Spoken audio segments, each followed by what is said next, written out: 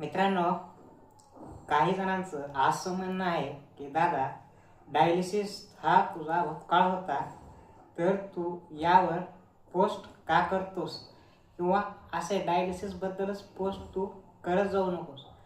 तर मित्रांनो, मान्य आहे की डायलिसिस हा माझा भूतकाळ आहे, पण त्याबद्दल पोस्ट करण्याचं कारण म्हणजे डायलिसिसच्या भूतकाळामध्ये ज्या मला मार्गदर्शन मिळायचं होतं ते मिळालं नाही.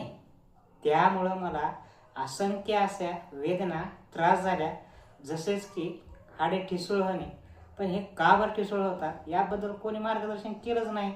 त्यामुळं ते हाडे ठिसूळ होऊन माझे दोन्ही हिप जॉईंटही खराब झाले. आणि दुसरी गोष्ट म्हणजे डोळे, दोन्ही डोळे माझे निकामी म्हणजे मोतीबिंदू झालेला होता. पण तो कशामुळे झाला याबद्दलही मला कोणी मार्गदर्शन केलं नाही. तर मित्रांनो, आता तुम्हीच विचार करा, माझ्या भूतकाळामध्ये जे मला मार्गदर्शन मिळायला पाहिजे होतं ते मिळालं नसल्यामुळं मला हे अशा वेदना झाल्या. तर आत्ता जे लोक डायलिसिसवर आहेत, म्हणजेच हा वर्तमान काळ किंवा भविष्यकाळ, आत्ता जे लोक डायलिसिसमध्ये आहेत, डायलिसिस करतायत, तर त्यांना मी मार्गदर्शन करतोय. तर त्या मार्गदर्शनामुळे त्यांना काहीतरी कुठेतरी फायदा होतोय हे मलाही कळतंय मित्रांनो, आणि तुम्हालाही कळतच असेल.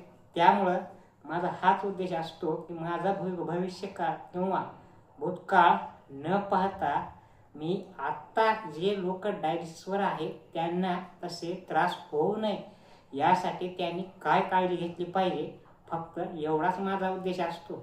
त्यामुळं मित्रांनो, माझे व्हिडिओ फक्त डायलिसिसवरच नाही, तर माझ्या स्वतःच्या आता भविष्य काळातील किडनी ट्रान्सप्लांट याबद्दलही असतात.